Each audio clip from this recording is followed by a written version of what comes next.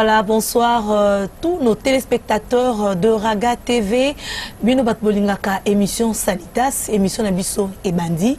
Et zalaka chaque dimanche à 20h juste, Tobandaka émission Nabiso. En tout cas, vous excusez Biso na moi légère et taro to Bandi. Et zalipe du na moi ba difficulté payer transport pour que toya ko serve bino. Mais quand si vous allez vraiment heureuse sur ces plateaux, il y a que vous allez ébélé, vous allez nabiso na bandaku, vous allez nabiso pe na bopito, vous allez nabiso ezala en dehors il y a Kinshasa comme na Brazzaville, vous allez nabiso pe na intérieur il y a RDC net na Congo central na Bandundu, to pesi bino mbote mingi et puis boye malamu na émission nabiso ya Sanitas ya poko alelo. Émission alelo tokolobela maladie ya mino o mingi tolobaka na français carie dentaire. La carie dentaire ezali nini parce que ma confusion ezali mingi na bokono na mino ba mususu balobaka ezali infection ba mususu pe soki pe nyama moko akotaka na lino ba mususu pe soki donc ma explication ezali ebele autour ya maladie wana tobengi carie dentaire. Lelo toko développer yango tolingi to découvrir carie dentaire ezali nini et ya kanenge nini na mino et kota kapene soki peza la nyama mon nyama nga utaka wapi akota kanenge nini na mino ensemble na bino bandeko ozali kolanda biso. J'espère que vous allez ébélé vous olanda biso na poko lelo vous allez kolanda lelo toko découvrir ensemble carie dentaire ezali nini ba cause nango ba symptômes ndenge ni toko ekosala pona ko battre la mine parce que lelo soki mino nyonso na monoko esili je ne pense pas au quoi accomplir ba rôle nyonso ya monoko notamment kolia koloba komelama et tout compé koyemba parce que minu ezali na rôle makasi ou ajoaka na kati ya nzoto pe na kati ya monoko ya bato. Sujet yango ya carie dentaire to yambi na plateau na biso na poko lelo docteur Gloria Mangabu azali dentiste spécialiste dentiste docteur ensemble na docteur Gloria Mangabu nde toko développer thème oya lelo otopone bino bandeko batali émission na biso Sanitas otolobi bokono ya minu otobengi na le français carie dentaire. Docteur Gloria, bonsoir docteur. Bonsoir. En tout cas toton samine sengo mingi ko yambayo na poko lelo na émission na biso Sanitas. Merci. Yo zali spécialiste ya minu bino batu boswana biso minu bozana ba secret mingi ya minu bo garder yango lelo tokolobela bokono ya carie dentaire population lingai ba carie dentaire ezali nini. Bon na mukuse na oloba carie dentaire eza infection moko oyo atakaka ba tissu dur on akoloba ba partie dure ba partie ya makasi ya linu po linu eza na ba partie dure na yango et puis dans la partie eza dureté donc ba tissu dur on alors qu'ils a attaqué par des acides on les a produits par bah, reste alimentaire donc bah, débris alimentaires toliaka l'eau tira la minu et puis mingi ba sucrerie ba bon ba biscuit tant aux enfants dans la monoko mutazo ni kaminu malamu te donc on a la longue production bah si douane comme ko ranger comme ko détruire bah tissu dio ya ligne ya moto bengi carie dentaire. Docteur Gloria tokozonga mo mukena sima to avant to kota na minu to que minu et ezana kata monoko. Est-ce que tokoki koyeba munoko ye moko azali composé na biloko nini?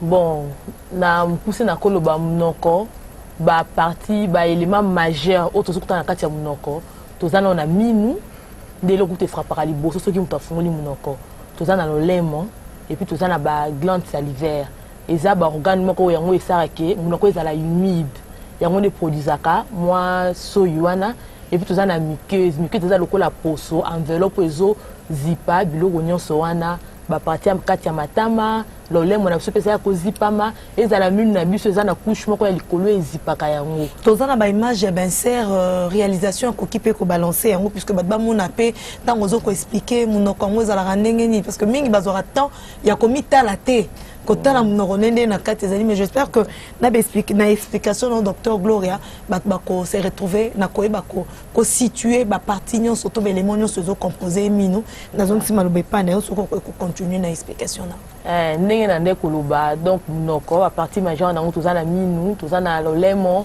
tozana ba glande wana beza ba organe oyo esalaka ke munoko na biso ezala humide donc ezala soyi esalaka soyi ebima na munoko et puis tozana ba papi wana eza ba organe moko ya mikie tokutana na lolemo nde esalaka muto yoka guya biloko nde en gros biloko na koloba yango ezaka na kati ya monoko yango wana. Mais siko minu ye moko otolobi les dents la dent moko minu ye moko aza composé na nini nini yango forma kalinu to linu eza ndenge nini na kati ya monoko.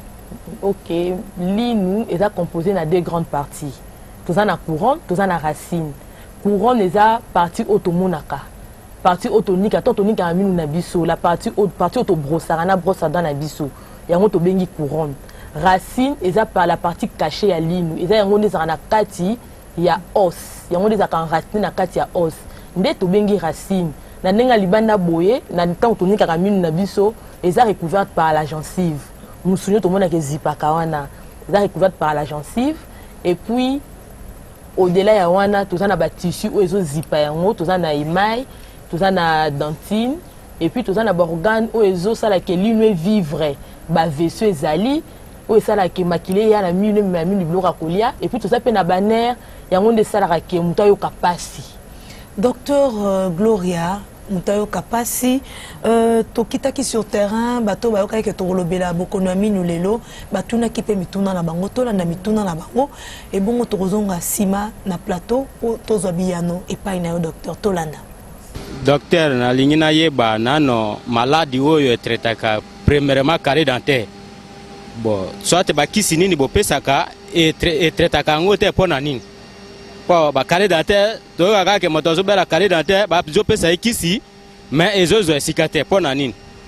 Bon, premièrement kisi ngo nano boya nango nano boya ko meka porque moto so ka zena carré dentaire a sala a bo traiter abikara no peto zo pe do yeba pe solution na ngo na kisi bozo yela biso. Tolingi to yeba maladie wana ya carré dentaire parce que to yo karabatu ming balobara ke zalaka nyama. Amsu balobara ke ezara malade. Mais si go précision to yeba penate ta ezalaka nyama to ezalaka maladie kaka. Ou bien microbe. Ou bien ezapena nyama ndenge ba kusu bazalaka to ebite. Yango tolingi to yango to tuna ba docteur ba expliquer so poto zo précision ezalaka microbe to ezalaka pena nyama. Que so nyama na longwe mutu atikali kimia. Bon, on a tuna docteur question. Est-ce que minu malade ya minu ane e uta apporter nini botamana nini? Question na tuna docteur ngwana. Donc banana nini nyamana banana ndenge nini? Aïe ça no biso. Voilà docteur Gloria ndenge na hotel ko bana introduction puisque confusion za makasi na auto bengi carré dentaire. Est-ce que zali nyama? Est-ce que zali infection? Est-ce que zali nkusu ndenge papa uti koloba wana en tout cas excusez-nous pour le terme pour batu balingi baeba carré dentaire eza réellement nini na kataline. Qu'est-ce qui se passe? Bon, carré dentaire eza nyamate eza kusu pété. Carré dentaire eza pro elo ekoza carré dentaire eza acide ne na hotel koloba ni bandelia wa. Ba acide wana ba kino bazo comprendre te hein acide ngona ti ndenge nini. Acide pona zwa ta moko terre à terre ko ça va comprendre hein. Wonenge acide à batterie ya kilamba. Javel ndenge ya kilamba. Ba acide ça produit par ba sucre, bonbon, biscuit. Au-delà ya sucre, bonbon na biscuit, et ça peut na ba débris alimentaires. Débris alimentaires eza nini? Er olié lipa, olié mikate, olié ndundu, olié pondu. Oniki munoko bien tete, oniki munoko te. Biloko wana tikali na kati ya minu. Eza na ba élément moko naturellement ezaka na munoko to benga ba micro-organismes. Rôle nango ezalaka ko protéger munoko contre agression extérieure. Donc contre pour mon pépé autopé maraboui. Mon pépé o ezo environné biso eza vraiment sainteté. Eza propreté et contenir ba microbe. D'où na kati ya munoko na biso tozana ba organisme to ba micro-organismes rôle na bango yango wana. Mais est-ce que eya okoma na niveau que tant yo lié biloko onikité ba micro-organismes ba nyama wana ya mikie bazaka invisible e bazo kende sko ko lia ba début etkala na minu wana et produire acide bon to benga acide lactique wana déjà ba cause ya carré dentaire tant te wana ba cause te wana za formation na ndenge sala ke e banda ndenge sala maka ndenge production ya acide wana utaka na biloko biso moto zolia na kozanga ko prendre soin ya minu na biso ezo produire acide wana biso lokola javel eza lokola acide à batterie par exemple terre à terre. Tant que ezo vendre la mine comme ko ranger linu nde moni toboli linu ti malade comme ko kola carré dentaire yango. Docteur olobeli makambo ya ko brosser mo mutuna moko elingai. Siko pona biso batu ba humain ndenge tozo vivre boy. Esengai na biso to brosser mbala boni na mukolo et puis la fréquence est rebrossée ça la mandengeni. Bon, konika minu normalement, banika minu après chaque repas.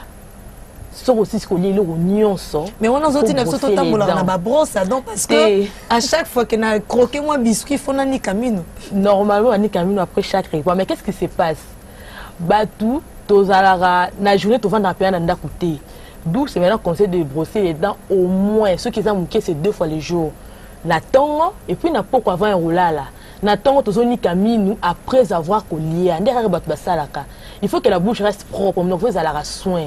Au lien nous n'attendons au meliti et aussi au melati na yo on nikiminu au tout cas nous n'en toute la journée et puis n'a pas quoi na boutou avant que Nicolas là tolobaka avant le dernier repas du jour donc au lien là comme ya souka ya mkoloana au nikiminu ne au mati siko na mbetu au la limonoko propre. Docteur Gloria, en tout cas merci mingi to sepeli koyamba pour en tout cas la confusion ya nyama infection côté on a déjà ba quinoa pe population bazona na biso na ngambi ya Brazzaville bazui biano na bango.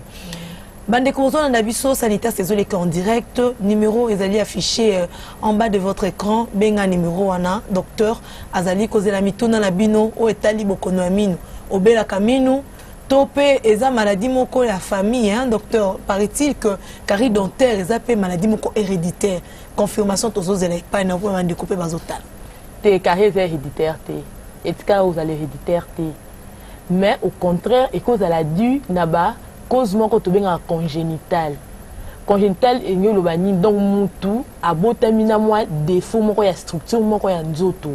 Tout le monde a battu sous base na ba défaut na son niveau motema abotem déjà na défaut na niveau ya motema biso pe na niveau ya munoko toza na bato bazalaka na ba bazobotama na ba problème congénital na niveau ya structure ya ligne na ye ne na lobaki ne bandeke ligne pe azana ba enveloppe na ye oyo e bombaka ye to benga ngo emai muto akoza la botami déjà na imperfection ya structure wana donc membrane wana kazaka ya ligne wana ya libanda wana na esalemi malamu te muta botami na ngonde wana eza ya ye moko particulier eza te ke lokwa ya botami na ngo ke papa na bango te ye moko botami na imperfection na wana d'où l'ilune ezala facilement attaqué na baside wana pour couche wana ezala très dur eza couchement protectrice contre ba attaque et ba la ramine. Docteur Gloria ba cause ya carie dentaire tozo mtozo benga. Allô bonsoir.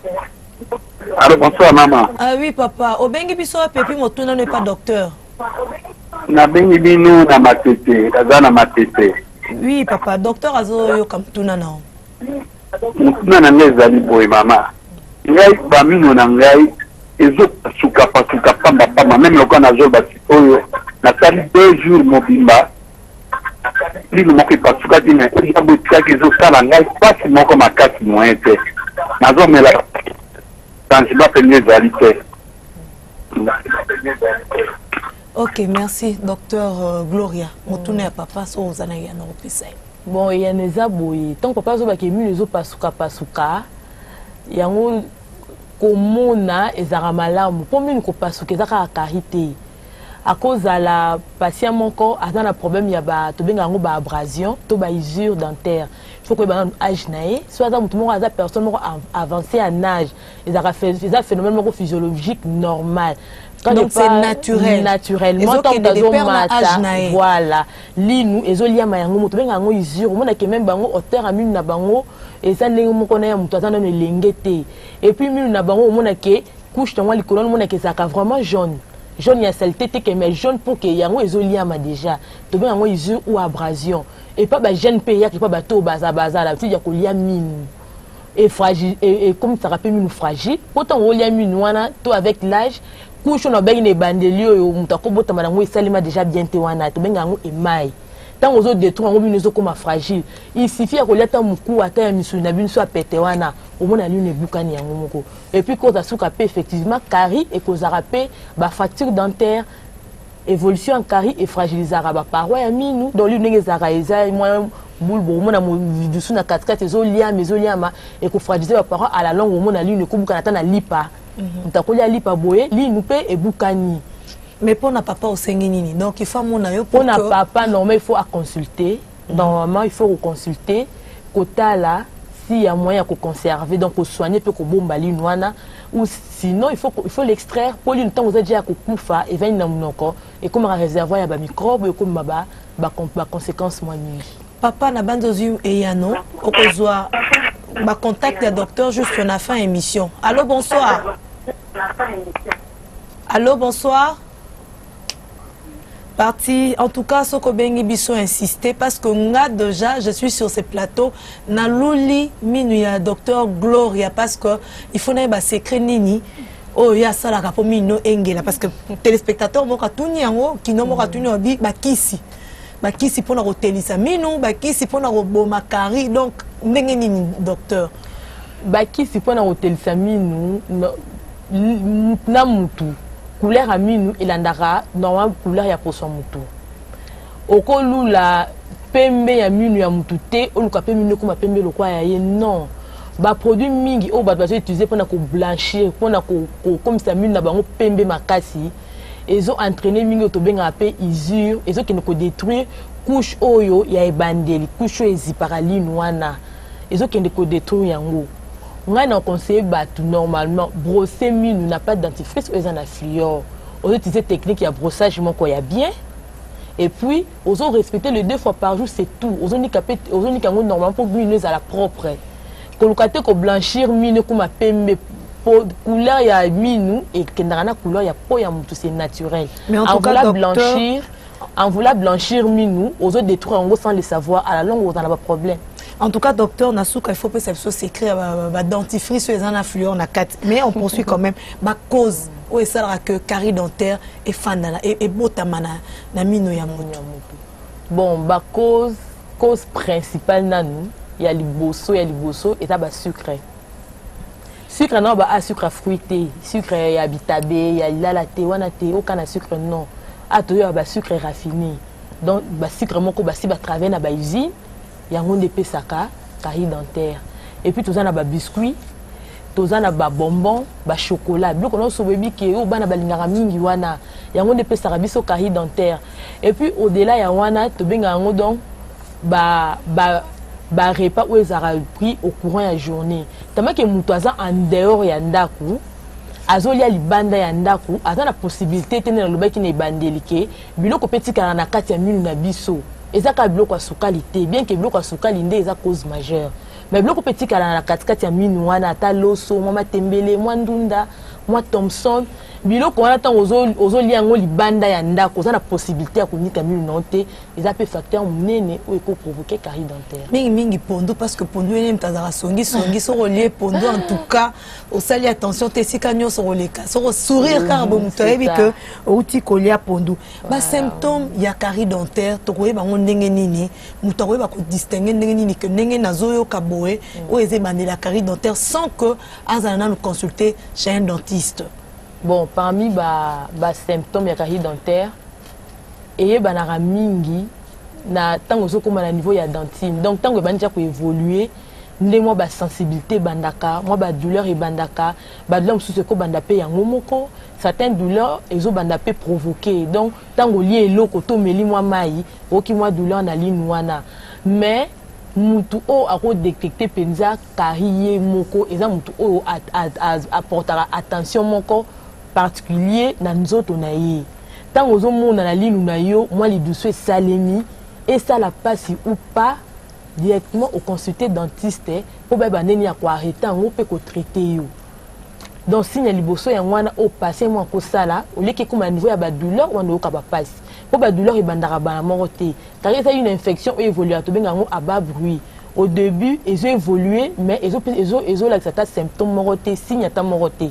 Ya ke carie za wana si les aka yo moko kololinu ndoko yeba ki ali ndenge za raboete et toboki mais ce n'est qu'après tant ils ont évolué aux utens ya ko soigner monter et puis améliorer hygiène dentaire na yote donc on a la langue comme ba douleur mo ba nini ba sensibilité donc ils allaient quitter les Gloria olobi ba douleur muto azobe la carie dentaire il suffit kaka ameni mai kaka ezala eutika na pompe na robinet omeli mine donc passe ezala mai ya pio wa utuko zona congélateur to na frigidaire tant ameli mine passe bon ba douleur yango wana est-ce que ils ont la moyen ya traiter yango to ekotika ka ba douleur ti ekomema na destruction totale ya mine ba douleur wana ya moyen ya traiter yango seulement na dentisterie na domaine na biso ba dentiste tout ça vraiment na problème moko ya information ba vraiment informé te carie dentaire ils ont banane bandeli étape à liboso tant ou liboso so salima et que yo zaki attentivité toi attentivité à consulter rapidement pour que toi arrêter yango tant étape ya douleur ils ont banda batumi bazana l'habitude de remettre la calmement nanda calmer ou soulager bien sûr pour un temps mais ma bé a calmé ça qui ils ont ma douleur mais l'infection ils ont na katialine ils ont continué que évoluer ndenge bat bakantsani ya mazaka na katialine Amélie qui ici pour ne se calmer mais ndenge a cessé infection se continuer or ceux qui a une état de douleur wana toko sauver déjà l'inouana erazo ka ba douleur na e pour ba douleur wana continue kati tant ekokende elie nerf nyonso ya lino to benga pulpe wana e contenant nerf na kati tant ko liango nyonso ndo mona mutakomi na stade moko boke lino ngosala ape soupacité et ko so pe bungunga mulai or infection za wana ezo continuer donc il y a lieu ya ko arrêter douleur wana pe ya ko soigner mine ko garder ngona munoko docteur mingi to monaka mutosoka beli carie dentaire matama et vimbi donc comme vimbi azokoka même pas koloba qu'est-ce qui se passe et là on y ça rap que ils en ont na ligne mais et que toucher litama vimbi longue déformé moi écoute mutabi mesate bon allô bonsoir allô? Oui allô bonsoir on vous écoute tozoka yo papa ouais obengi biso oui papa la peine mino na yolo tozoka yo papa na lobi ngai ligne zo lingana est-ce que si c'est beaucoup arrêté pour le garan il faut pas longola kaka. Voilà. Merci papa docteur Azoyanola. OK. Votre réponse est pas non. Bon, na ki mutuna ya papa, li nezo ningana, il faut ko yeba ezo ningana pona nini, et le laisser que li nwane ningana, ça fait combien de temps li nwane ningana ka. Li nezo ningana, ba ko garda musuna munoko evanda. Mais il y a des préalables, il y a des conditions. Li nous ezo ningana ke mutatutanaki toutes les conséquences là sur y a moi accident mon koboui ceux qui aillent dans cabinet aillent consulter un dentiste 72 heures ça veut dire que 3 jours avant on peut sauver la dent tout ça et l'autre bien à contention tout ça là que tu repositionner l'inouana bien tu tiens on bende mon pour tout fixer en haut mais érosion à nango makasi traitement de soir à 3 semaines après 3 semaines tu nango lima bende l'inouezongi mais est-ce que ça question c'est l'équipe de Léwana na nzoto yango mukute banda ko refula ngo traitement ne simba lisusu te wana singa kolongola ko tia prothèse. J'espère que papa aux eu réponse na yo docteur Gloria a disposé au kozo ba contact na pour na au monde na ay ba ko consulter ko ba ceux qui eloko ni ezalaki à la base ya koningana ya linu na yo docteur ba symptôme to lobeli yango na uti ko tuno mutuna minu eza na problème matama vimbi et déformé ne longa mutu qu'est-ce qui se passe en fait et là où ça les mara place wana eza autobinga ka ba conséquences à carie dentaire ce qui me dit ne comme dans niveau ya ko vimba c'est que infection ici est évolué et atteindre autobinga ka apex donc songe donc on a ligne racine nango songe nango wana ya on dit autobinga apex donc l'infection a évolué et c'est détruit ligne mobimba ne avec ne bandeli ce qui ligne est koufi pour lui ne vivaka tant banner les okufa ba vesseux okufa ka essayer ranger nyonso tant lui les okufa lui ne comme le la réservoir ya ba microbe to bengi ba micro-organisme est-ce que ça kana base ya production ya pu tofino et vimba kana za katofina mimi ça la mana likolo pe o mona likolo na se na mais ça ka na région olinwane zaleli o mona lui ne vimbi et ça li moi pu moi bibon et puis mine vimba maman ya minene wana soko tuni bango bien o mona za ki vimbi tiki evimbi tiki au moins ya vendre zo bokola ngo au sela ba produit indigène et tout ba calmant na ye infection se continue que évoluer donc on vit meli noana et ça ka conséquence ya carie dentaire évoluer aka si au moins ke sali ba pu ndo mona li noana evimbi ndengwana docteur Gloria ndenge nini mutakoyi ko sala examen ya minu parce que c'est le moins na kata munoko diagnostic et ça la makandenge nini pour la découvrir carie dentaire na kata lina parce que le bien carie dentaire évoluera d'abord de l'extérieur à l'intérieur. Oui. Donc ce que et le cause déjà na kata okoyeba nini que peut-être en apparence bozo mona te mais na kata déjà lune baby diagnostic nini bopoza kapo ba téléspectateur ba que tout ça la examen boy pour toi ba que lui no monte bébé. Bon, les diagnostics il y a carie dentaire et ça exclusivement en clinique. Clinique ça veut dire que tout ça la constaté que il y a radio tonini. À première vue déjà on sait voir que oh ils a carie dentaire. Avant que na radio bien sûr, radio c'est tout à fait d'évolution. Il y a infection comme dans le niveau nini et puis ils sont surtout décider sur les traitements autoriques ou appliqués par rapport à cas autozanango. Donc tu examines à kamutwaye, tu installé à fond non quand na kota la boinga na omona déjà qui awa carie zali.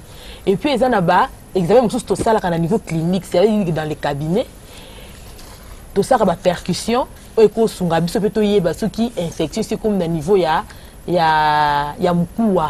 Percussion ça veut dire que tout ça n'est toujours beta ligne na moi eloko moko ya makasi to benga ngo ba percussion toujours percuter ligne par rapport à réaction au malade azo sala na minute wana ne to ba ki infection et comme na niveau nini. Mais docteur so comme na niveau amkuwa wana comme grave wana comme déjà dans mon corps donc eza kokufa eza eloko mo il faut elongwa na monoko mingi docteur to monaka soki dans les traitements to kota déjà dans les traitements ya carie dentaire soki ba longolo ligne o ezala ki infecté au moment après quelque temps ligne mususu elanda ki ezu infection lisusu yango na yebi peut-être ba kino mingi bakanisaka nyama wana kimi akoti na ligne wana mususu. Bon, et ça la marabongo pour nani parce que tant on mutu balongo les lignes wana, c'est-à-dire ba PCP ba garde faut pour protéger les restes amines. Mais ni ne ça la que balongo les lignes et ce qui peut nyama, ce qui peut infection à sauter à côté sous la ligne mususu aller ba comme kolongo la mine au risque de perdre mine nyos na ndoko. Problème ezaka premier hygiène dentaire. Ni na bilote ko bani bandil awa na domaine de dentisterie tout ça na un grand problème il y a information. Nyamaline azala raté. C'est parce que bino mo bon informer raté bino ba dentiste. Bozela ka biso to na ba cabinet na bino. Non, to ba campagne, to informer ka. C'est moi qui ai vu les hommes néné. Peut-être il fallait que qu'on va être média pour pas atteindre ba tout moi mingi. Et là où ça la place wana eza hygiène. Hygiène dentaire pour carie dentaire ngeza wana. Nyamaline azate ka lwa ligne o akena ligne azate. Carie dentaire ya ligne o ya ligne moko ekoki pe kolongwana te ke ko infecté dans voisine. Carie dentaire ezalaka héréditaire te ezalaka transmissible te.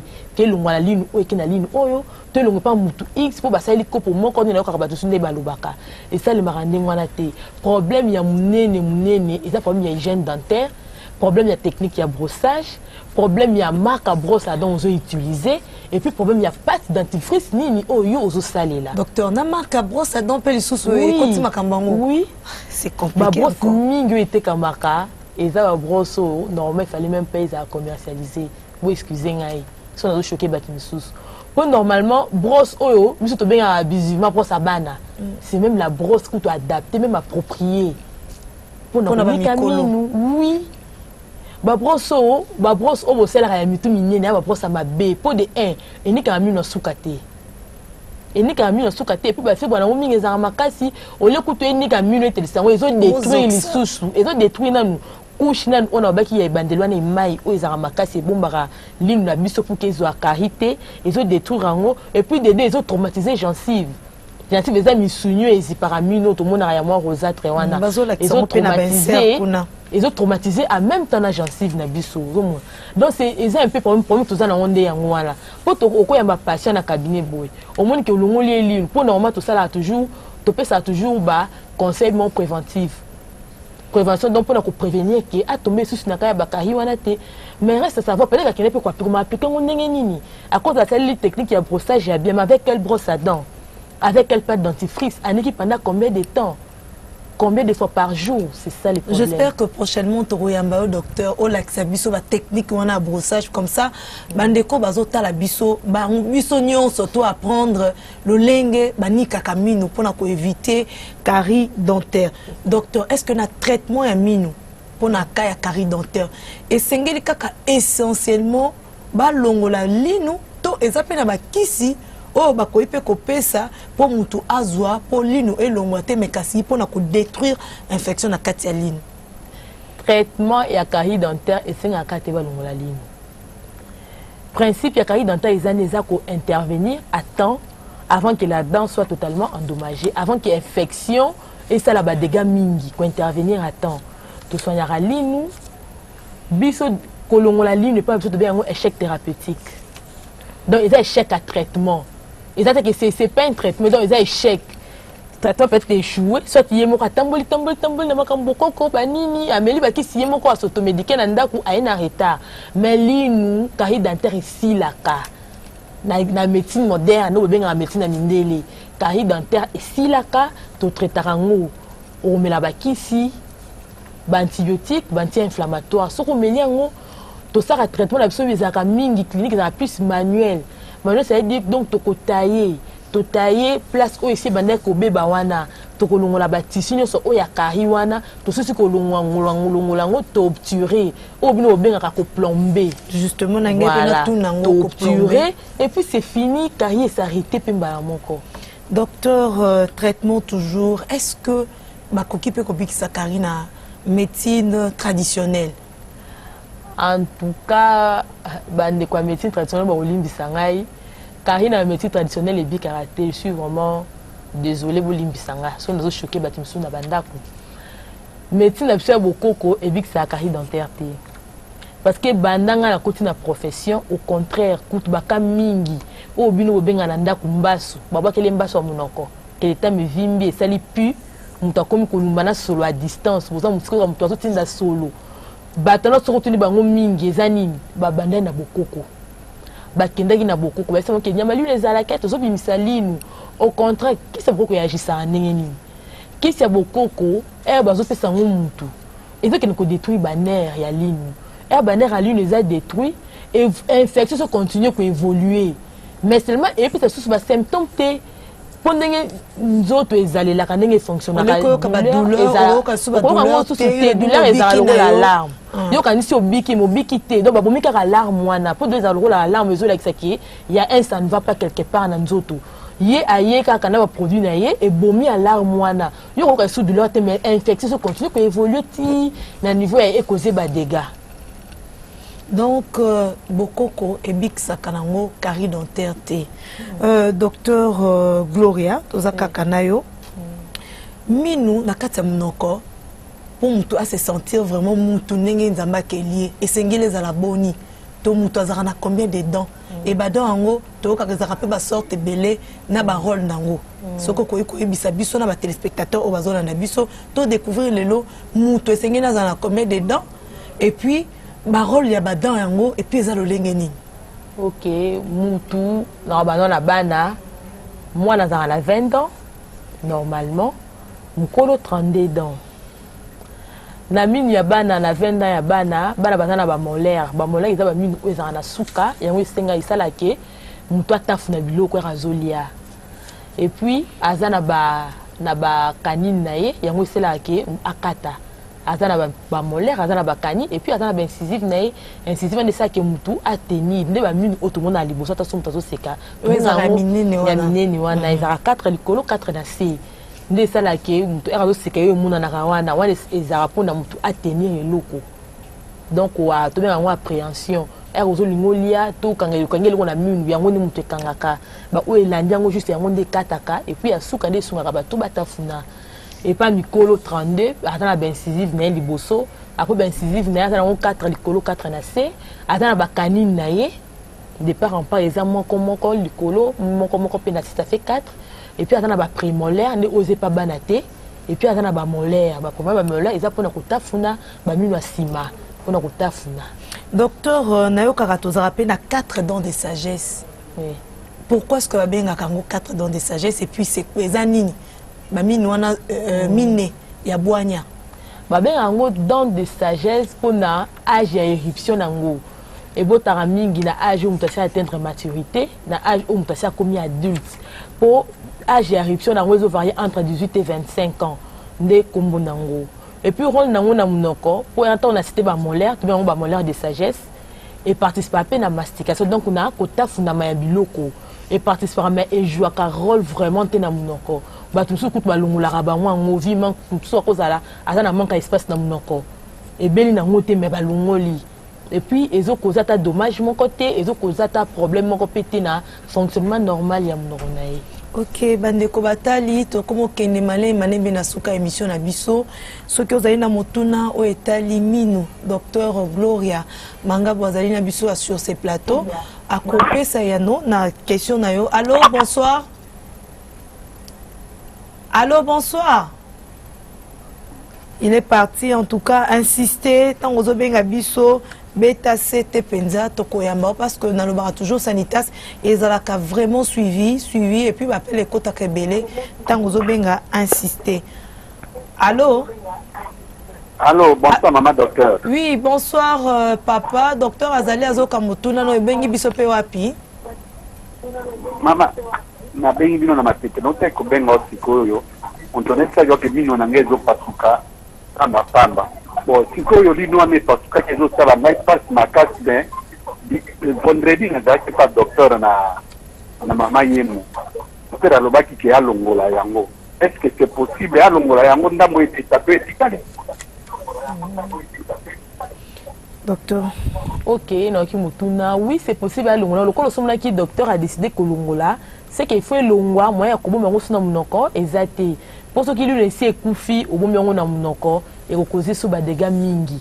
Mieux vaut que prévenir déjà. Tant à décider que l'ongola, il faut l'ongola. Voilà, docteur Gloria Tokomo Kenemale Malé Benasuka émission na biso. Mais docteur, bah facteur nini et ça la que est prédisposé mutu à belape bokono akari dentaire. Na mutu nana na baki c'est ce que bato pe ba melaka likaya. Ba melaka ba makaya sorte nyonso. Ba melaka masanga ebele. Est-ce que bango pe baza exposé na robela bokono akari dentaire? Bon, na bani na bato makaya. Bateau amélara makaya, bateau amélara masanga belé, ceux qui basés exposés na carie dentaire, je dirais non.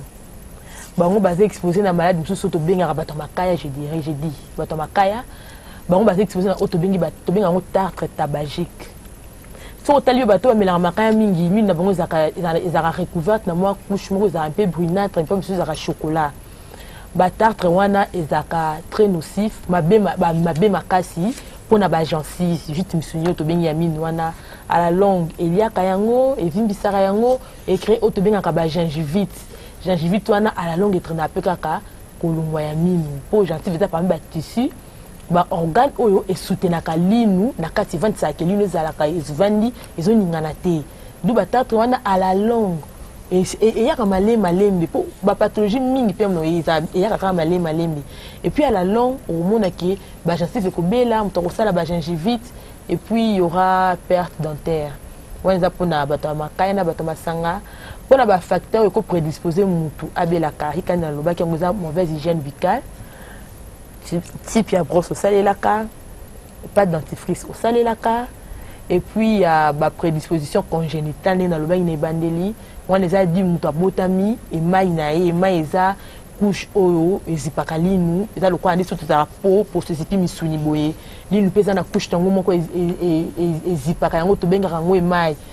sikoyo ba prédisposition congénitale c'est-à-dire que mutu abotami e mai na ye wana esalemi mabe esalemi malamu te to benga yango amélogénèse imparfaite wana pe ezo prédisposé na bakari.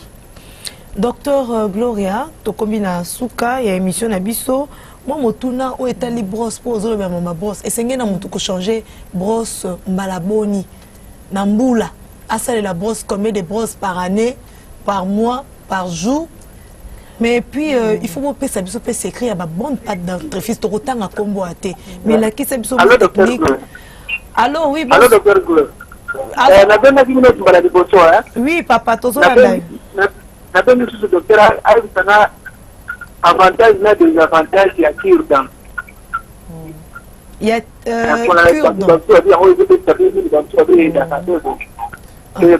merci papa. Bon, avantage et désavantage à cure-dent. Cure-dent en bois. Bah cure-dent bah que l'abso à haute utiliser communément, mais ça utiliser normalement chaque jour quotidiennement. Ils ont un avantage à tant mon côté. Ils ont encore des désavantages. Des avantages dans les bosses c'est que cure-dent en bois wana façon à confectionner un mot tant que ça entre minu na yo ils ont épousé anatomie normale il y a papier interdentaire. Je m'explique. Papier interdentaire ils a moi gencive moko yaka moi songe entre minu mibale ndenge moni gencive musuya ndenge bombaka linu mobimba okomona ki entre deux dents et ça neti moi songe mukie ayo osala sikoyo kir dans na yo ya libaya wana ya moi morceau libaya wana rwanda ngoza nini ezo bebisa nanu anatomie ya nini wana ezo fongola moi passage wana ezo comme ça ezo perdre même élasticité nango moyen gencive place wana ezipa minu ezate et créer autobengaka poche parodontale poche wana eswaka pe makasi eswaka lokwa kari to kaza na kari mais ça kari dentaire te et puis ba poche wana tellement que gencive et faire partie na ba tissu de soutien à dents ba poche wana à la longue peut entrer dans la perte dentaire donc c'est à déconseiller ba qui dans les concessions de qui en plastique to fil dentaire. Donc mes docteurs et bien que bakir dans biso ba kino te bo créer ba makambo na mona ba msusu même zeta kombo azui asebisi na minu ba msusu mona muna libende po longola ka loko tsana na minu na éviter un commentaire par rapport ya phénomène wana en tout cas na ko déconseiller bango na ko déconseiller bango makasi so ba milingi balingi minu na bango batika surtout ba pathologie ba maladie mingi munoko oyo atakaka ba tissu de soutien ba organe soutenir minu na munoko évolue mingi malembe mais ce qui est tombé qui est ba poche parodontale wana to bien on a un processus irréversible, c'est-à-dire que ce qui est s'installer si la ranamoté seulement au roya to curité ba poche wana et puis to pèse ba conseil to déconseiller qui ba qui dans bois par exemple c'est ce que non yo na kana yo ko c'est la poche quand on sait la qui dans en bois wana donc ils ont quoi aux autres tumola sous les dessous wana aux approfondir yango à la longue mine za pembeni wana ekoningani ko kwea donc au ko en tout cas ba conseil au ko no passer na biso libela wanoya to kirete poche to peso kaba poche ane bando loko ndoko takana kati de fois ko conseil la raka les qui dans en plastique to ba fil dentaire. J'espère que ça peut disposer dans ma marché docteur ba tout muto ko conseil la combien de brosses na année na mois na semaine pour nous protéger minunai ba c'est la brosse moko une brosse par trimestre, ça veut dire que brosse mon corps pour 3 mois. Mais pour ça, c'est ça le problème. En tout cas, il faut y aller prochainement. Brosse à bandi, bande kobatali.